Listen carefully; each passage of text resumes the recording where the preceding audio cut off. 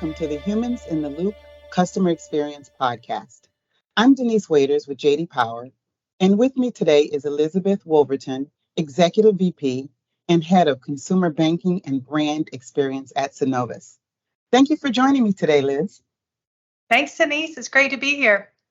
I often refer to customer service team members as the voice of the brand because no matter the product or service strategy, the rubber hits the road when a single customer interacts with a single team member. So today's topic is really about employee engagement and how to keep team members engaged, particularly as we see brands ramping up their digital capabilities and moving further along on that maturity model continuum. So if you don't mind, Liz, let's dive right in. So how does Synovus scale the culture for the team member experience across your hundreds of branches? Yeah, it's a great question. And when you're across 5 states and over 250 branches, you're in a really distributed environment. And those are sitting in different markets with different personalities. And so I really think there are 3 things that are important to support a great and consistent culture across distributed type environments. One, I would just say a strong foundation of a company culture. And we have that for over 135 years. You know, we have had a very strong culture that puts people at the center. The second is the strength of leadership.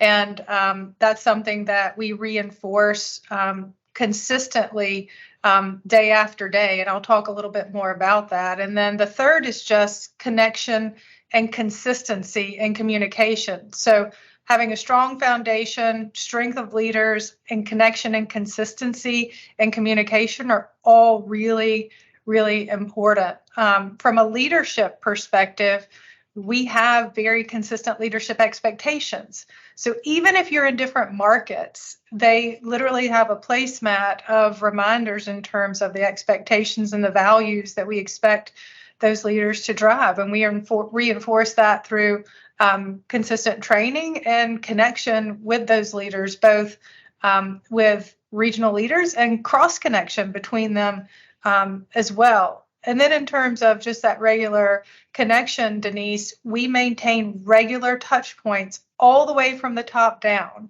And they're at different intervals and really, different formats, but from our regional leadership to our market leaders to all teams calls. So I have an all team call once a quarter where we gather everybody that is within the 1,600, person purview of my umbrella gets together to talk about current state of affairs, calls to actions, and really the ability to, celebrate and engage with each other. So we can dive into any of those areas, but I think all of those are critical in terms of keeping a culture alive and strong in a very distributed environment. Thank you for sharing that. So Liz, as more customers engage online, how has your digital strategy impacted the team member experience strategy? This is an area that we spend a lot of conversation in today, especially, there can be a real perception that digital is sort of this competitor to our branch environment. And what we really try to reinforce is that what we're delivering digitally should absolutely be a complement and not competitive to our branch environment. And it's so important to reinforce that we've actually built this vision and visual of the future relationship. And it's one where digital and physical are choreographed actually together. You don't see one over to the left and one over to the right. And hey, we just want our customers to choose one or the other. We think, and I believe very strongly, that there is a purpose for all within a strong, modern customer relationship. And so the first thing we do is paint a visual of what that looks like. And so our team members don't see digital as competition. They see it as a complement to how they can serve their customer. Because one thing I do know about our teams is they are rabid advocates of our customers, and they don't want anything touching, that customer or that client that they don't feel is added value or a plus to them. So we show a visual of how we can blend digital and physical together to best serve and advise and guide our customers. So that's the first thing. We show them a visual and we show them where they are in that. And then the next thing we want to do is embed our team members in digital. It makes no sense if we have that choreographed, integrated relationship to put our team members in branches and say, you just worry about this side of things, right? Mm-hmm. So we try to get them heavily engaged in the digital experience. We've had, quite frankly, inconsistent adoption across our markets with that. And we're addressing that in terms of how do we bring digital to them? The first thing we had to do, Denise, which is crazy, is we want our teams to be digital, but we didn't have Wi-Fi in all our branches. So you've got to bring the capability to interact to those branches. So you have to look at your infrastructure first. Are you really positioning your teams to interact with your full bank offerings? The second thing that we've done is now we've distributed digital devices to all the branches. Some banks have done that, a long time ago, but really customer-facing sort of self-serve setups. What we've done is we've put iPads in our team members' hands for two purposes. One is, yes, we want them to work shoulder to shoulder with the customer, but two, we really want them in the experience. We want that to be embedded in how they're thinking about the bank. So, you really have to reinforce the complementary dynamic. You have to care for the infrastructure around the teams that's going to support their interaction. And then you have to engage, celebrate, and reinforce the wins that they have in integrating with that digital experience. So those are just a few of the things that we do, but it takes a lot of deliberacy. This is not something that's just going to happen. You have to really foster that relationship between digital and branch really well. And the ultimate beneficiaries are going to be your clients at the end of the day. Yes, and I agree with that. And I think your posture is right, because we know that consumers want options. They want to be able to choose how they interact with you. So I think you are, doing the right thing according to what our customers have told us. Right. So finally, Liz, how do you measure the ROI for your team member experience? Yep.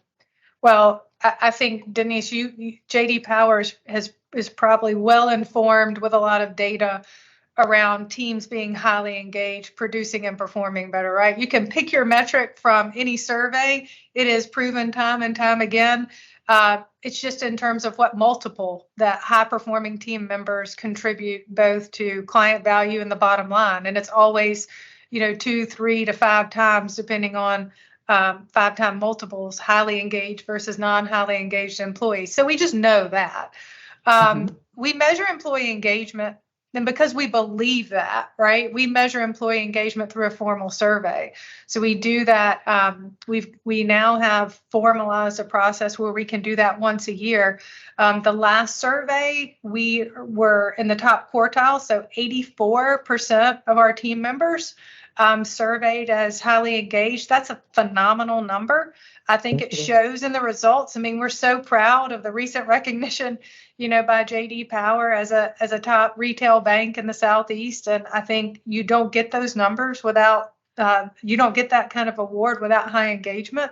So we measure our employee engagement through a formal survey, which really breaks down different aspects of their employee engagement experience. We look at things all the way from how they feel within their current team to how they feel as part of the company, to how they feel about, their managers, how they feel about compensation, diversity. We look at all of that together, and we really do address hotspots. I've had 2 appointments this week from what we call our Empowerment Council that takes results from those surveys and then looks to empower teams to improve the results. So we spend a lot of time knowing the proven, value of employee engagement, measuring employee engagement, and then addressing any kind of gaps or any kind of weaknesses underneath there. And I pulse check that. So we use things like that formal engagement survey once a year, but I really think it's important to keep a constant pulse on your team members. And that's things like I look at participation in pilots. I survey retail market managers frequently on things in their market. And I look at the engagement. If I've got 20 people engaging in that survey, I think, something is just off here. I want to see high engagement and a feedback loop. And then there's the less clinical thing that you do by keeping your finger on the pulse by being out in the markets and checking just the energy of the teams.